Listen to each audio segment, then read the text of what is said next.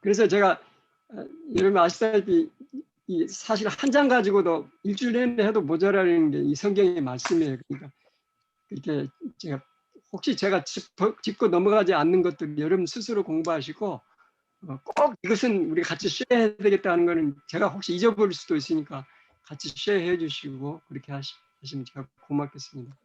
그리고 저도 모르는 거 좀 배워야 되니까요. 그래야 저도 유익이 있죠. 여기 들어오는 유익이. 하십시다. 13장을 읽고 나신 다음에 그 내용을 한 센턴스로, 한 문장으로 요약한다면 여러분은 어떻게 표현하시겠습니까? 아브라함과 롯이 분리되죠. 예, 롯과의 이별. 롯과의 이별. 좋습니다.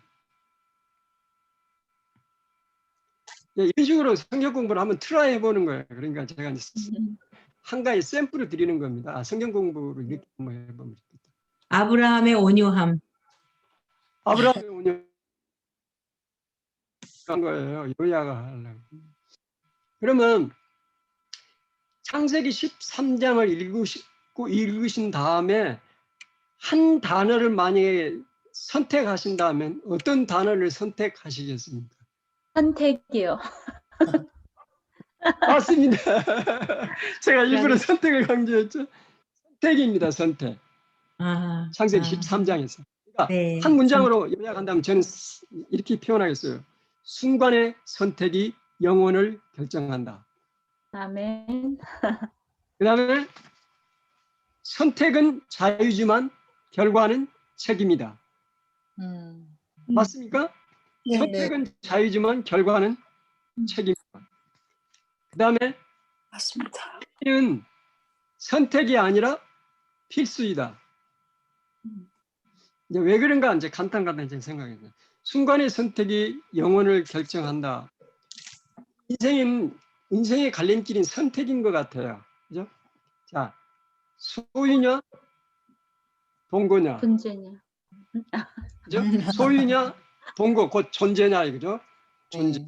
소유냐, 존재냐. 소유와 존재라고 하는 책이 있죠?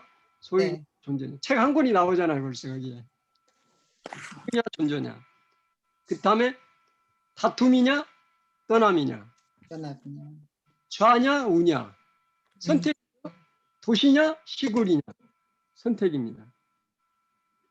이 선택의 우선순위는 어디에 있을까요? 우선순위는? 보세요.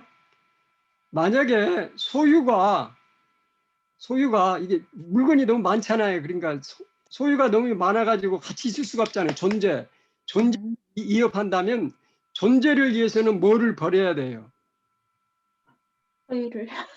소유를 버려야 되죠. 그런데 지금 세상 거꾸로 됐어요. 소유를 갖기 위해서 뭐를 버려요? 존재를 버려요. 부모를 버리고 자식을 버리고 형제를 버리고 친구를 버리고 교우를 버리잖아요. 그러니까 이 선택이 잘못된 거기 때문에 그렇습니다. 그다음에 다툼. 살다 보면 다툴 수밖에 없죠. 그죠? 끝없는 다툼. 다툼이 불가피하다면 차선책은 뭐예요? 떠남입니다. 떠남이에요. 이별. 떠날 수 있어요. 그죠? 가족이 이혼하라는 게 아니에요. 오해하지 마세요. 피해라는 거죠. 피하는 거죠. 그 자리를 피하는 거. 떠납니다. 좌냐 우냐 결정할 게 뭐가 기준이 될까요? 좌냐 우냐. 맞아. 치우지 않기 위해서는 비결은 뭐냐? 상대를 먼저 배려하는 겁니다. 네가 좌하면 나는 우하고 네가 우하면 나는 좌하겠다. 아브라함 정신이죠. 그 다음 우리의 거처. 자, 우리의 거처를 어디에 정할 것인가? 도시냐 시골이냐? 이것의 초점은 뭘까요? 도시든 시골이든 뭐가 기준이 우선순위가 돼야 될까요? 예수님을 마음에 모시는 거. 네, 그렇습니다. 예배 드리기에 적합한 장소냐 아니냐. 그게 이제 초점이 돼야 되겠죠.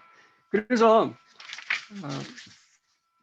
선택은 자유지만 결과는 책임이다 하는 얘기는 아브라함이 삼촌이고 롯은 조카잖아요. 그런데 그리고 아브라함이 모든 그 주권과 가장으로서의 권리를 다 가지고 있었잖아요. 그런데 아브라함은 그 자신의 권리를 포기하고 조카인 롯에게 먼저 양보해서 어차피 떠나야 될 거 떠나야 된다 그러면 네가 좌하면 나는 우하고 네가 우하면 나는 좌하겠다 그래가지고 롯이 뭘 먼저 선택했어요. 눈을 들어보니까 요단 요단 지역을 바라본 즉 진짜 에덴 동산처럼 아름다운 거예요. 물이 있고. 그러면 제대로 된 조카 같으면 그렇게 돌봐준 삼촌한테 삼촌 저 좋은 데 택하세요. 저는 그냥 여기 뭐 이렇게 하겠습니다. 그렇게 할 텐데 롯은 그의 마음의 이기심 때문에 자기가 먼저 그 좋은 곳을 택합니다. 아브라함 흔쾌히 그로 하여금 그걸 택하게 했어요. 근데 그 결과는 어땠어요?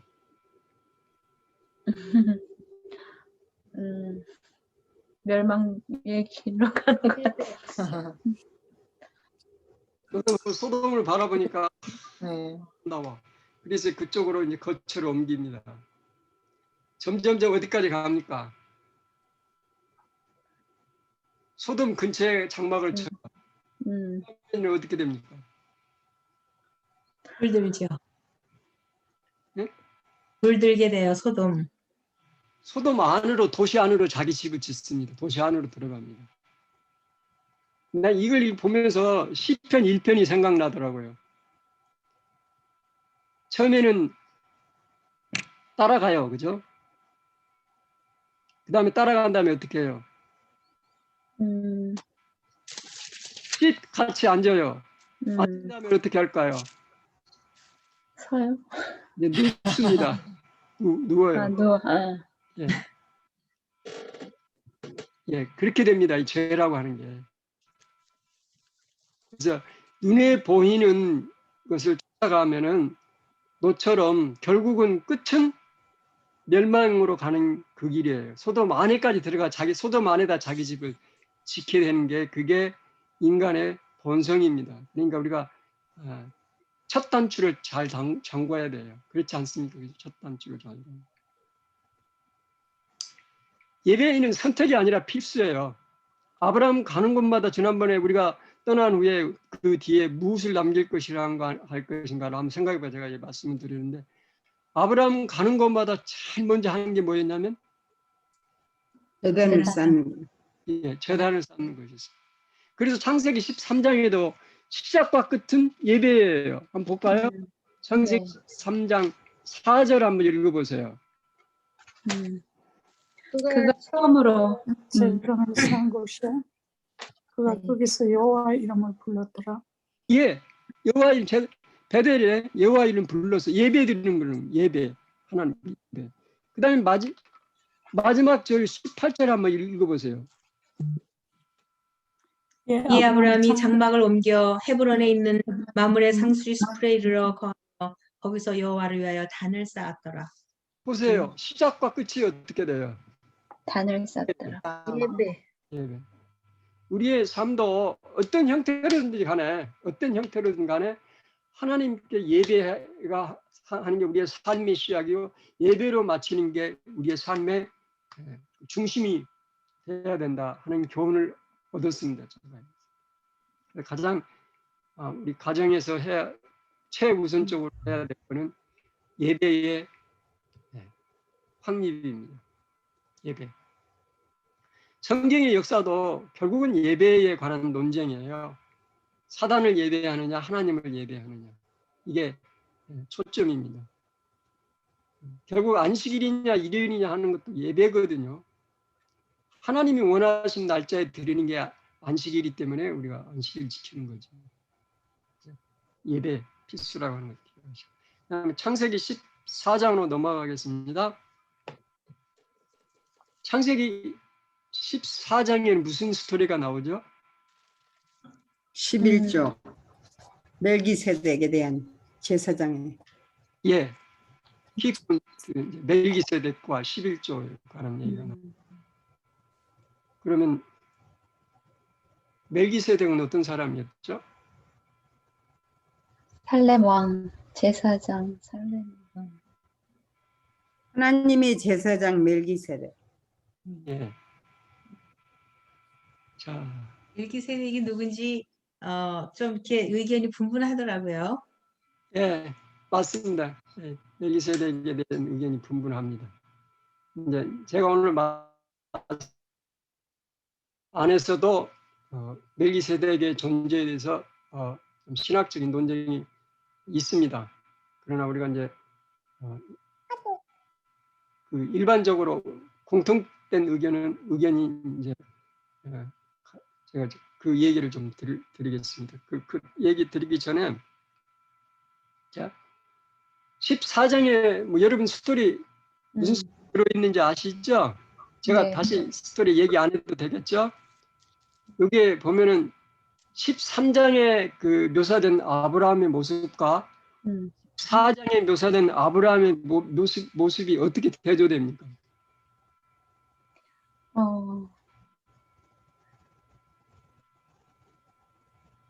13장에는 좀 유한 모습인데 여기서는 좀 뭐랄까 장군. 되게 예, 그것을 구하기 위해서 네 아주 권력을 쓰지요. 적극적인 예.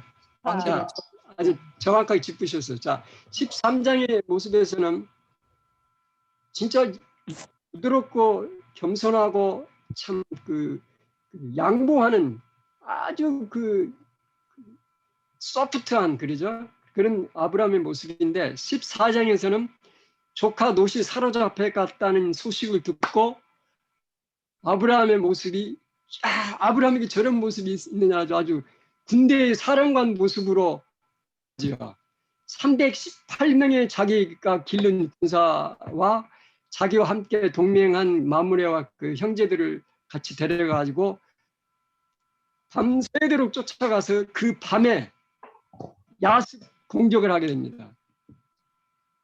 성경에 나오는 최초의 전쟁 이야기가 여기입니다.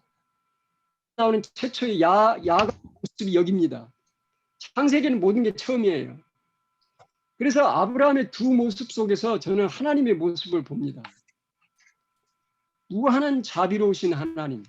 그러나 결국은 악을 징벌하시는 공의의 하나님. 자비와 공의의 하나님을 아브라함의 모습에서 발견하게 됩니다. 그 과정에서 만난 분이 멜기세덱이에요. 진짜 이 멜기세덱이라고 하는 분이 어떤 분인가? 근데 장로님 그 공의보다는 그 네. 사랑이 그러니까 사랑 때문에 그 자기 백성을 찾으시기 위해서 적극적으로 싸우시는 모습, 예, 그게 예, 공의보다는 맞아요. 그 그러니까 사랑이 더 예, 같은 거죠, 뭐. 사랑과 자비, 이제 공의와 자비는 하나죠. 아니고 하나예요. 하나인데 네네. 어떨 때는 사랑이 더 모습이 비춰지고 어떨 때는 자비 네. 비춰지는 거죠. 네네. 13장과 14장에 다 두 아브라함이 아니에요. 한 네. 아브라함이지만 두 전의 를 양면. 보여주는 겁니다. 그렇죠. 양을 보여주는 거죠. 오늘 우리 누구야? 이승희 집사님 우리 반장님이 아주 잘 짚어주셨어요. 그래서 네. 보입니다. 그러니까 이걸 분리하면 안 돼요. 분리하면은 치우치게 되는 거죠. 자, 그래서 아브라함이 이제 승리하고 돌아오는데 소돔 왕도 나와서 맞이하고 멜기세덱이라고 하는 분도 나와서 맞이하는데 멜기세덱 14장에서 멜기세덱 주인공은 누구냐면 멜기세덱도 아니고 11금도 아니고 11조도 아니고 누구일까요? 예수님이요. 예. 자, 그걸 제가 조금 말씀드리려고 그래요. 14장 18절. 예. 읽어보세요. 살렘 왕 멜기세덱이 떡과 포도주를 가지고 나왔으니 그는 지극히 높으신 하나님의 제사장이었더라. 주인공이 누구예요? 하나님, 하나님. 하나님이신데 어떤 하나님? 제사장. 높으신 하나님. 지극히 높으신 하나님. 그 다음에 계속해서 19절에도 지극히 높으신 하나님이여 아브라함에게 복을 주시옵소서. 아브라함에게 복을 합니다. 그 다음에 아브라함이 고백이 또 뭐라 그러냐면 아브라함 22절 아브라함의 소송인데 천지의 주제시여 모든 창조물의 주인이시여 모든 소유의 주인이신 주제시여 지극히 높으신 하나님 여호와께 내가 뭐라 그랬어요?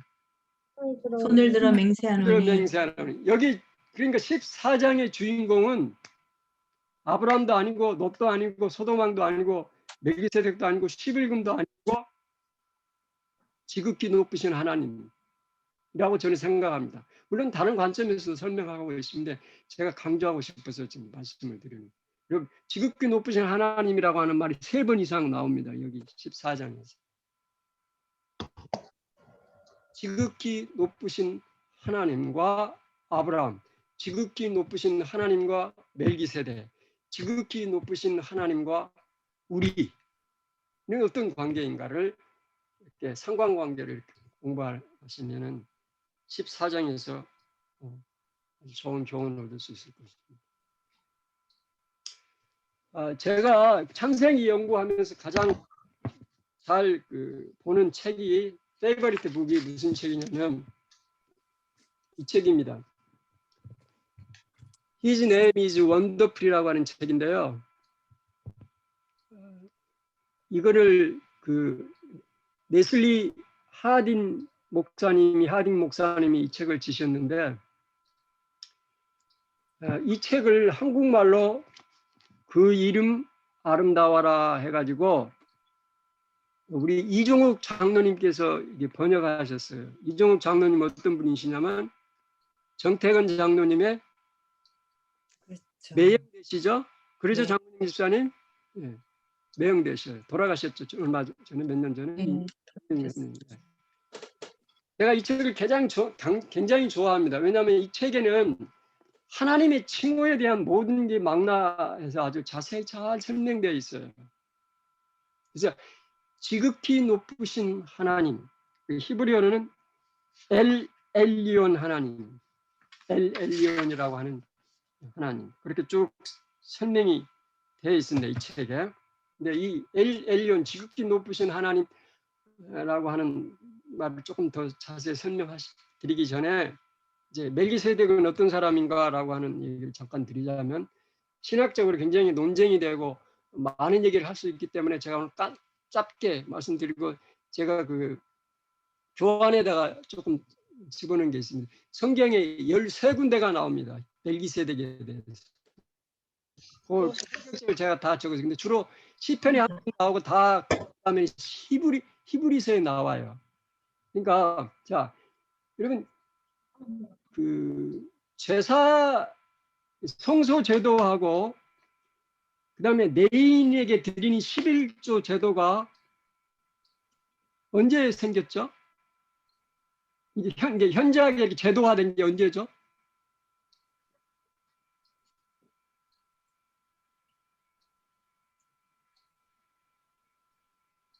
레위 제사장들이 생긴 다음인가요?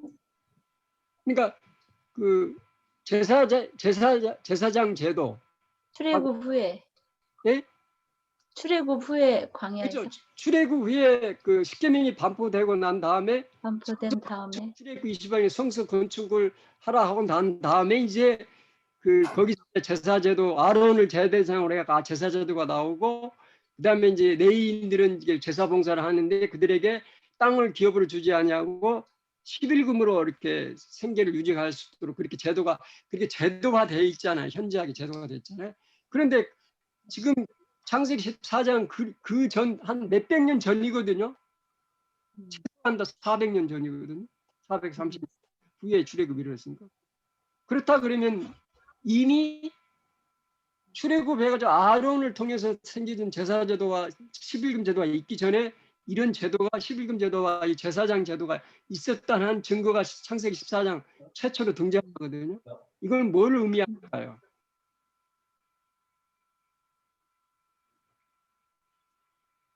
예, 아담과 하와가 범죄한 이후로 이미 제사제도와 이 11금 제도가 시행되고 있었다고 하는 사실을 암시하고 있습니다. 그죠? 그러니까 아브라함이 11금 되죠. 야곱도 사닥다리에서 그 베델에서 만났을 때 11금을 약속하죠. 여기 멜기세덱이 지극히 높은 하나님의 제사장이라고 하잖아요. 그죠? 그러니까 이런 얘기는 무슨 얘기냐면 다시 말하면 우리가 보통 십계명은 출애굽했을 때 십계명이 반포가 됐잖아요. 그럼 그 이전에는 십계명이 없었습니까? 없었어요? 예, 있었죠. 그죠? 그 성문화 돼 가지고 그렇게 반포됐어요. 예. 어떤 분들은 그럼 십계명에 7째 계명에 간음하지 말라 그랬는데 그럼 아담 있을 때는 간음하지 말라는 법이 성립이 안 되잖아요. 그러니까 십계명 법이 없었다. 천만에요. 그런 법이 있었기 때문에 성문화된 거죠. 정신이 있는 거죠. 그 정신이 계속 삼아있는 거예요. 이게 십계명은 영원한 하나님의 정신이에요. 품성이에요. 법이에요. 그게 이제 사람들이 범죄를 함으로 인해서 그게 이제 성문화로 법 글자로 드러나는 것뿐이죠. 그래서 제사장제도, 제사제도와 11금도 이미 있었어요. 그래서 어떤 면에서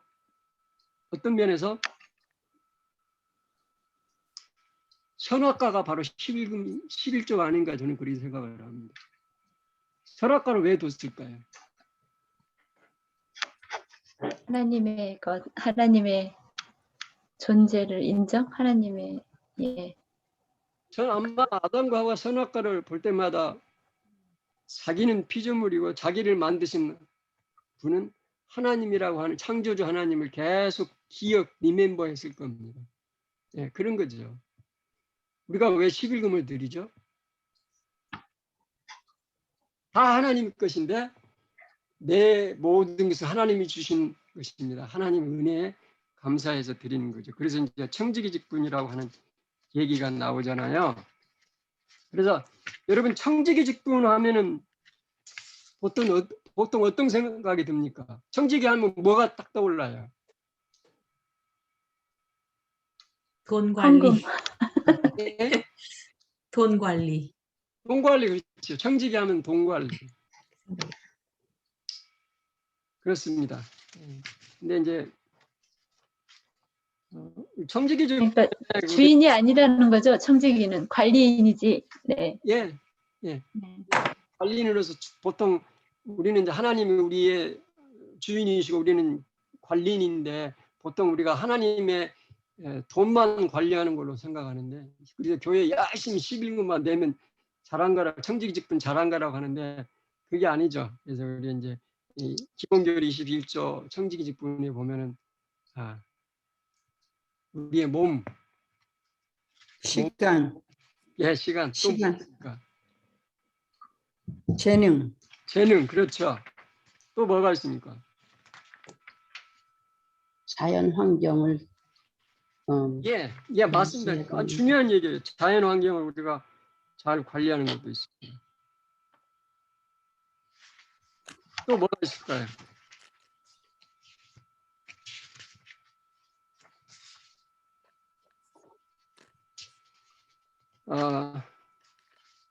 시간, 재능, 몸, 그 다음에 물질적인 소유, 지구 이렇게 나옵니다. 5가지가 기본교리. 근데 저는 거기다 하나 더 붙였어요. 요즘 시대에 청지기 직분에 가장 중요한 게 뭔가?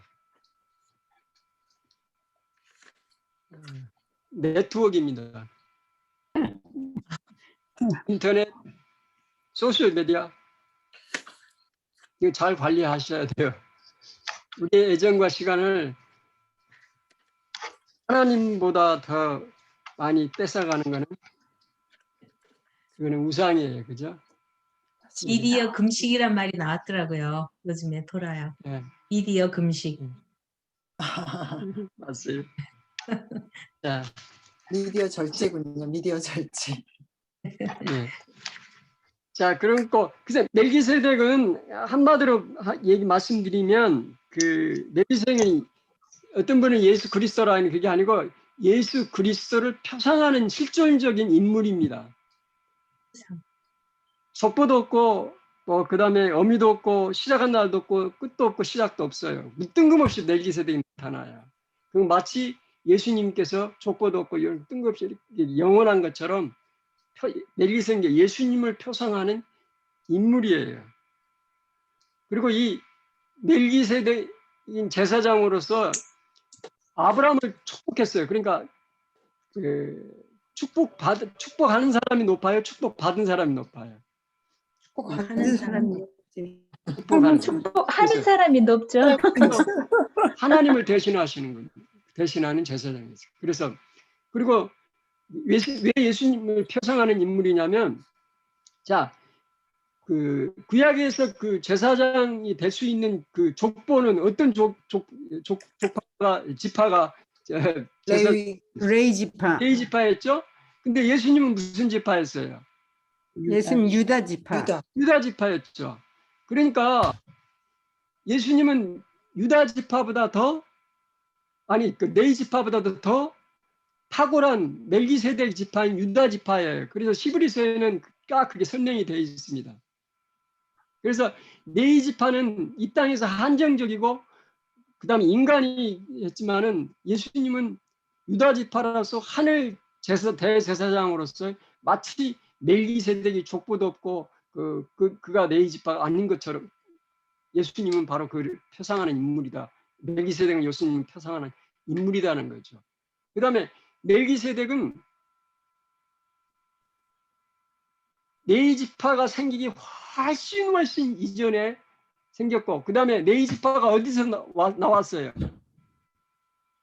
아브라함에게서 나왔잖아요. 아브라함이 이삭으로, 이삭이 야곱으로, 야곱이 이렇게 쭉 해가 야곱의 아들 유다 지파에서 이제 나왔잖아요. 야곱의 아들에서 나왔잖아요. 그죠? 야곱의 아들에서. 그러니까 아브라함이 멜기세덱의 복을 받았고 멜기세덱이 그 위에 있단 말이죠. 예수님을 표상하기 딱 적합한 인물이라는 거죠.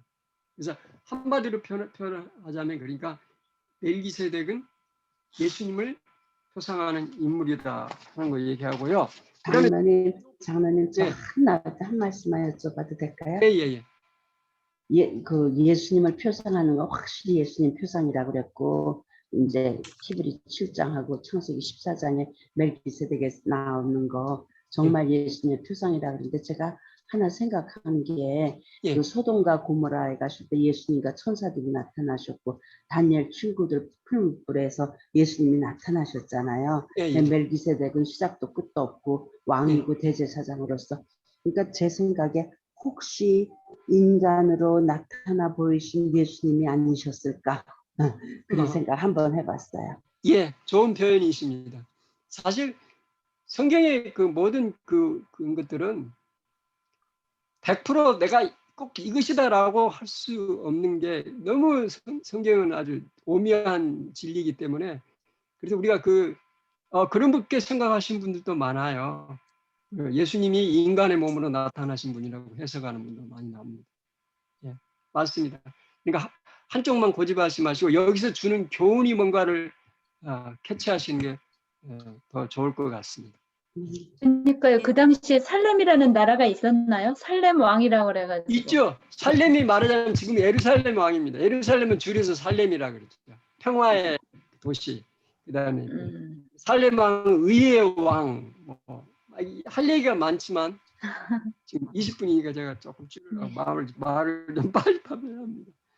그래서 이게 지극히 높으신 하나님이라고 표현이 됐는데 엘리온이라고 하는 말이 표현됐는데 여기서 저와 여러분이 한번 생각해 보고자 하는 게 이겁니다. 지극히 높으신 하나님과 우리와는 정말 어떤 관계가 있는가? 여러분 어떤 관계예요? 지극히 높으신 분께서 사람의 그 모습을 해서 우리를 구하시기 위해서 내려오신 거죠. 우리와 같은 그런 육체의 몸을 가지고 내려오셔서 우리를 구원하기 위해서 오신 거죠. 그렇지만 그분은 우리와는 다른 존재이신 거죠. 똑같은 육체를 가졌다고 해서 우리와 같은 사람이 아니고 지극히 높으신 하나님이신 거죠, 사실은. 예. 맞습니다.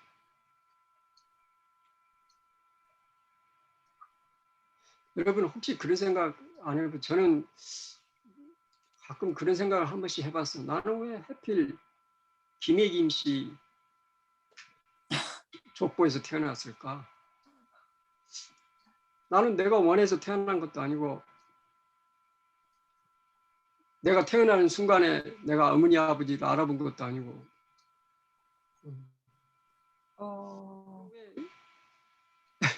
장로님은 모르지만 하나님은 처음부터 알고 계시지 않았을까요?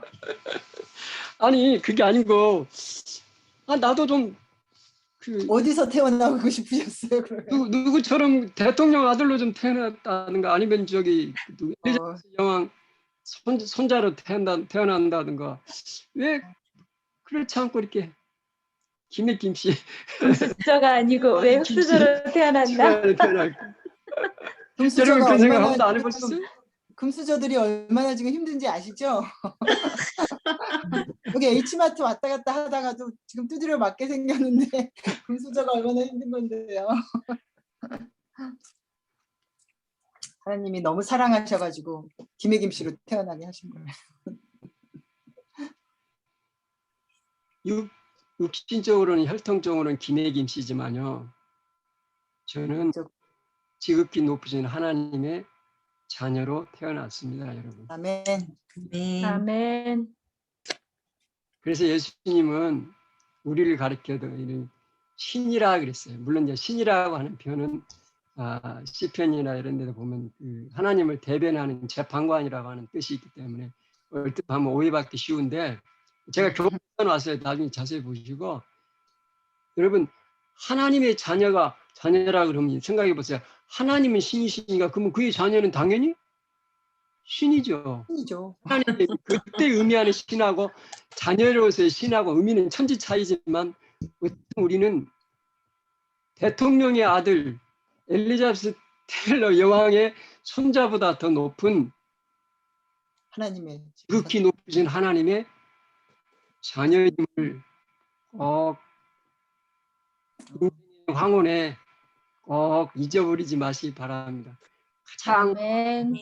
캄캄한 순간에 별을 바라봐야 하는 순간에 나는 지극히 높으신 하나님의 자녀다 하는 것을 잊지 않았으면 좋겠다 하는 이 말씀을 제가 드리고 싶습니다. 아멘. 물론 지금은 좀 남은 고민이 혹시 있을 수 있어요. 그죠? 저도 그렇고 여러분도 그렇고 해결되지 않은 문제들도 있고 해결됐으면 좋겠다고 하는 문제도 있고 영혼이 어쩌면 내가 사는 동안에 영혼이 풀어지지 않을 문제도 있어요. 그죠? 그런 순간 있을 때마다 나는 지극히 높으신 하나님의 자녀라는 하는 사실을 꼭 장로님, 제가 속으로만 교만하면 되는 거죠? 겉으로 그게 나오면은 공격의 대상이 되지 않을까요? 자, 그래서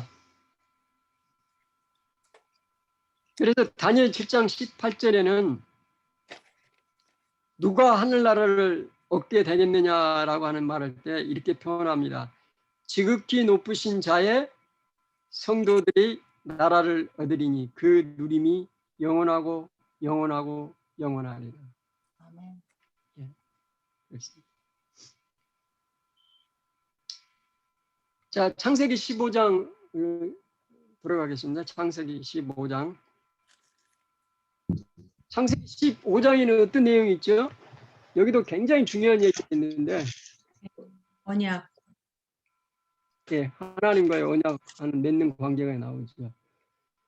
창세기 1장 15장 1절을 한번 어느 분이 한번 읽어봐 주세요. 15장 1절이요? 예, 15장 1절. 이후에 여호와 하세요. 합성으로. 이후에 여호와께서 환상 가운데 아브라함에게 말씀하셨다. 아브라함아, 두려워하지 말아라. 내가 너를 지키고 너에게 큰 상을 주겠다. 그러나 아브라함은 이렇게 대답하였습니다. 주 여호와여, 나는 자식이 없어 내 재산을 상속할 자가 다마스커스의 엘리에셀 뿐입니다. 예, 고맙습니다. 자, 그까지만 보시면 돼요. 여기 또 아브라함에게 밤중에 나타나셨어요. 이상 중에. 항상 이게 밤중에 나타나실 때는 그 의미가 있습니다. 밤중에 나타나셨어요. 나타나서 말씀하신 두려워하지 말라. 아브라함이 두려워하고 있었는 거 확실하죠? 그러니까 하나님 두려워하지 말라 그래요. 아브라함이 뭘 두려워하고 있었을까요?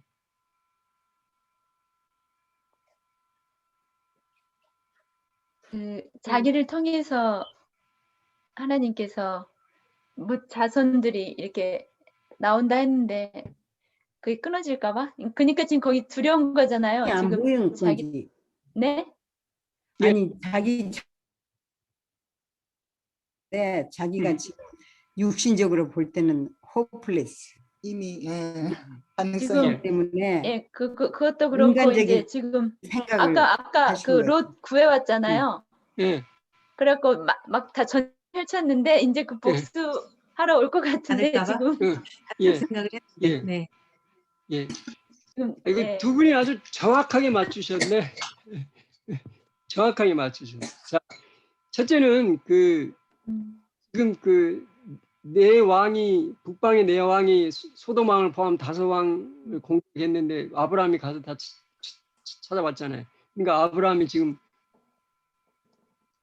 보복에 대한 두려움이 있었죠. 그런데 하나님이 내가 너희 방패가 되어 주시겠다. 그 말은 무슨 얘기예요? 두려워하지 말라는 거죠. 그래서 방패가. 그런데 사실은 아브라함이 정말로 두려워한 거는 상속자. 예, 하나님을 두려워.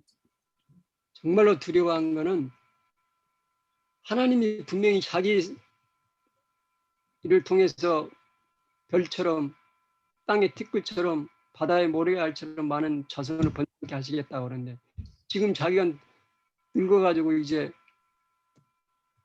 희망이 없어 보이고 오직 자기에게 있는 것이라고 하는 거는 그날 그 당시에 그 문화적인 법적으로 엘리에셀을 바쳐야 되는데 그거에 대한 두려움이었어요. 이게 가장 컸죠. 그 다음에 네 상급이 되겠다는 말씀은 아브라함이 소돔 왕이 그 사람만 돌리고 물건은 네가 다 가져가라 할 때 아브라함이 안 취하지 않았잖아요. 내가 소돔 왕 때문에 내가 부자가 됐단 말을 듣기 원치 않는다. 이게 다 포기하고 그 대신에 소년들하고 자기와 동행한 사람들이 권리는 갖도록 했잖아요. 남의 권리까지 강제로 포기하도록 하지 않도록 하지 않았습니다. 아브라함은 자기의 권리를 포기했죠. 그러니까 하라 그러세요. 잘했다. 내가 그보다 더 큰 상을 주겠다. 그 말씀입니다. 결국은. 그러니까 이 땅에서 우리가 가지고 있는 소유들을 혹시 남을 위해서 손해를 본다 할지라도 하나님 뭐라고 그러세요? 내가 더 큰 거 줄게. 그렇습니다. 그 얘기거든요. 그런데 여기서 지금 포인트는 아브라함이 가장 두려워한 거는 지금 하나님의 뜻을 이행해야 되는데 하나님이 그 자기를 통해서 나오게 하는 그 자손이 어떻게 하는 그 자기의 믿음이 흔들릴까봐 지금 그게 지금 가장 두려운 거예요. 엘리에셀을 바쳐야 되느냐 이게 가장 두려운 것입니다. 그래서 아브라함은 여기 다시 한번 자기의 믿음을 고백합니다. 여기 아브라함이 2절에 가르되 하나님을 가르쳐서 여기 이제 주 여호와여 그렇게 얘기합니다. 여기 주라는 히브리어로 아도나이입니다. 아도나이. 오늘은 엘 엘리온 지극히 높으신 하나님 14장에서는 지극히 높으신 하나님 15장에서는 물론 여호와 야훼 하나님 나온 야훼 하나님은 지난번에 했고요. 여기 말하는 아도나이 주 여호와 하나님입니다. 이 아돈이라고 하는 말은 굳게 다지다 결심하다 지배 아래 두다라고 하는 뜻을 가진 동사랍니다. 다시 말하면 주인이라고 하는 뜻이. 주인이라고 하는 뜻은 두 가지로 의미가 있는데 우리의 소유주, 주종관계, 주인과 종의 관계, 그다음에 부부관계에서도 이게 아도나이라고 하는 말을 썼어요. 사라가 자기 남편 아브라함을 가리켜 창세기 18장에 가면은 내 주라고 하는 말을 씁니다. 남편을 가리켜서. 굉장히 중요한, 나중에 얘기할게요. 18장에 가서 이 의미를. 그 다음에 바세바도 다윗을 가리켜서 마의 아돈 이렇게 얘기합니다. 나의 마스터 주인이라고 이렇게 표현합니다. 근데 여기서 한 가지 이제 교훈을 우리가 봐야 될 거는 이 하나님은 우리의 주인이신데 이스라엘 당시에 그 주인이 그 종을 삼을 때는 어떻게 했냐면 그 집 주인의 그 문 설주에 이 종의 길을 대고 그 못을 친답니다. 길을 뚫어가지고 그러면 그 피가 어디에 묻습니까? 거기 문설주에 묻죠. 사실 이 문설주에 묻힌 피는 출애굽 당시 누구를 상징하죠? 어린 양의 피를 묻힌 거는 예수님. 이스라엘 백성들을 예수님의 죽음. 주신 거예요. 예수님의 상징하죠. 십자가의 예수님의 상징하죠. 그러면 이 종 기가 이렇게 딱 거기 붙였다는 건 우리는 주님과 하나됨을 의미하는 거죠. 중요한 포인트는 이거예요. 그러니까 그때 그 자기의 길을 그 주인의 벽에 바친 그 피가 흘린 그거는 내가 자발적으로 자원해서 종이 되겠다고 할 때 그렇게 하는데 그렇게 되면 굴욕적인 종이 아니라 종은 그렇게 해서 된 종은 주인에게 순종, 충성을 바칠 뿐만 아니라 그 주인의 소유임을 보증한 것뿐만 아니라 그 집에 드나들 수 있는 특권을 소유한 사람이 된다는 거죠. 아무리 높은 사람도 그 집과 무관한 사람은 종의 허가 없이는 그 집에 들어갈 수가 없어요. 그러나 종은 언제든지 아무 때나 그 집을 드나들 수 있는 권리가 있다는 거죠.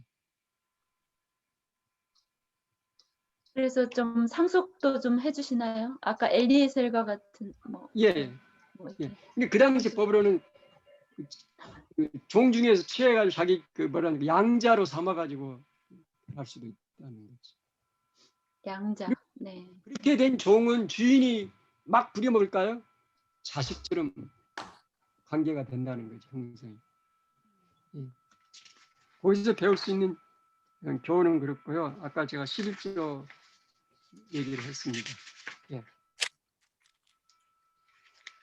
자, 그러니까 그런 두려움과 여러 가지 그 두려움과 그 이제 그 자기 나이가 이제 거의 85세죠. 16장에 가서 이제 이스마엘 85세가 다. 그러니까 75세 나이가 거의 10년이라고 하는 세월이 흘렀는데 아직도 전혀 그 약속의 기미가 보이지 않는 그런 상황에서 말하자면 그 아브라함의 말하면 인생의 어두운 황혼과 같은 그런 짙은 그런 어두운 시대에 하나님께서 아브라함아 잠깐 나오라고 해가지고 밤에 뭐를 바라보라고 그럽니까? 하늘의 별을 바라보라. 하늘의 별을 바라보라고 합니다. 하늘의 별을 바라보라. 아브라함 아마 자기 마음이 좀 심란하고 참 답답할 때 밤이 되면 항상 밖에 나와서 아마 하늘의 별을 바라봤을 거예요.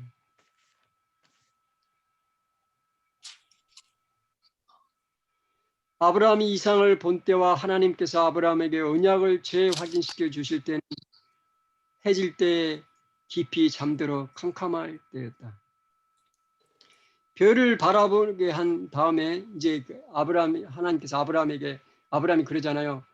아직도 제가 이 믿음을 계속 유지해야 할 근거가 뭡니까? 약속의 증거가 뭡니까? 할 때 재단을 쌓으라 그러잖아요. 그래서 짐승들을 준비해가지고 쪼개가지고 왔습니다. 하루 종일 낮에 기다렸는데 하나님 인재 증거가 없었잖아요. 하나님께 해질 나타나셨어요. 때 해질 때, 깊이 잠들어 캄캄할 때 하나님이 나왔어요. 그리고 그 어두운 순간에 그 쪼갠 고기 사이로 뭐가 지나갔어요? 불을 좀 거기 하나님께서 지나가셨죠. 예, 타는 햇불이 지나갔습니다. 그 타는 햇불이 누구예요? 빛이신? 예수님. 다시 말하면 예수님께서 홀로 십자가의 길을 가셔서 결국은 십자가에서 돌아가실 것을 결정적으로 상징하는 장면이 바로 이겁니다. 인생의 황혼에 가장 힘들고 어려울 때 하나님께서는 고기 사이로 타는 햇불처럼 지나가셨음을 기억하시기 바랍니다. 아멘.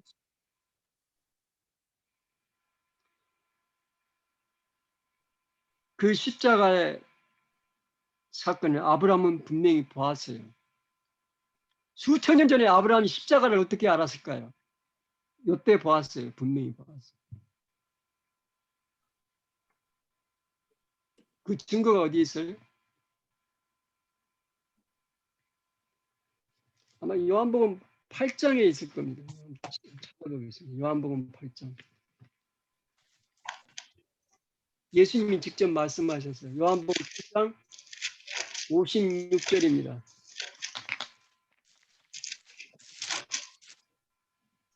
너희 조상 아브라함은 나의 때 볼 것을 즐거워하다가 보고 기뻐하였느니라.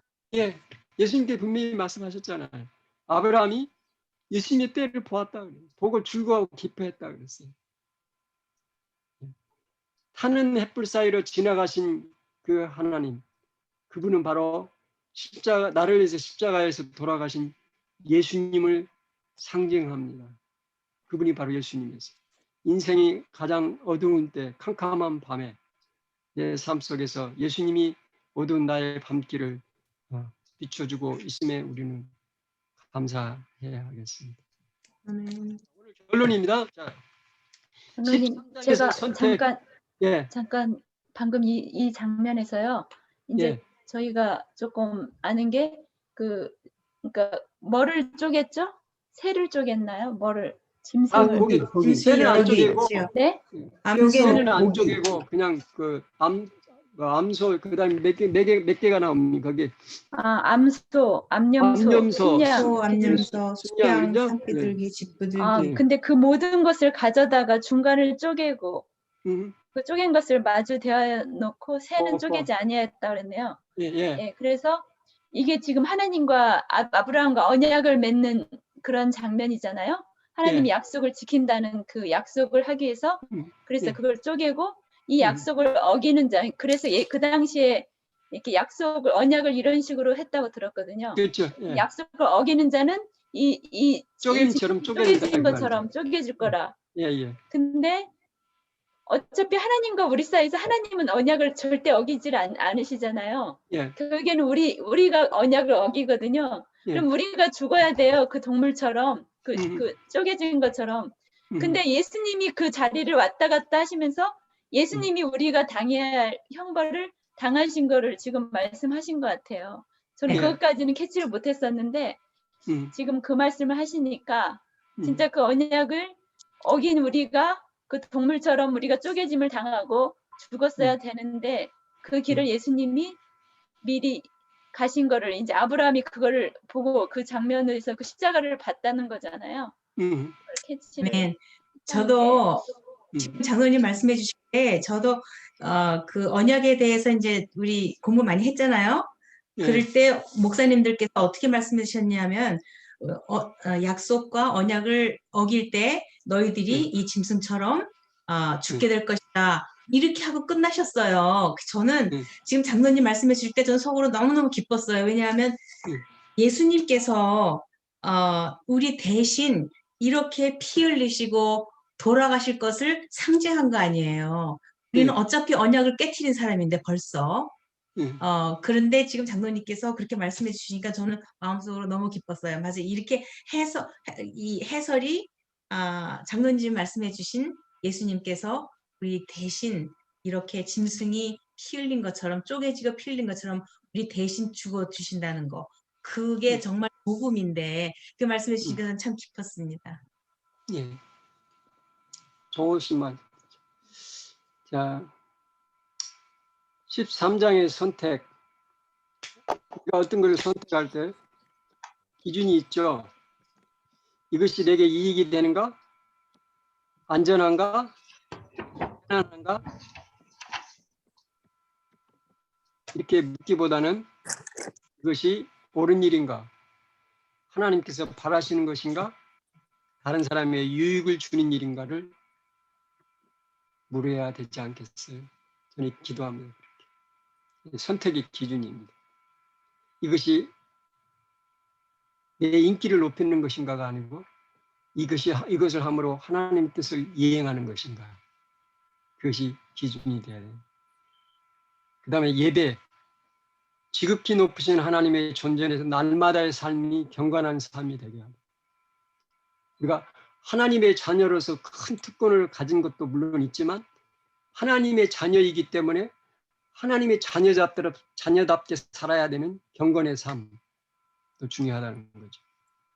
그 다음에 쪼갠 고개 사이로 걸어가신 예수님과 함께 동행하는 삶.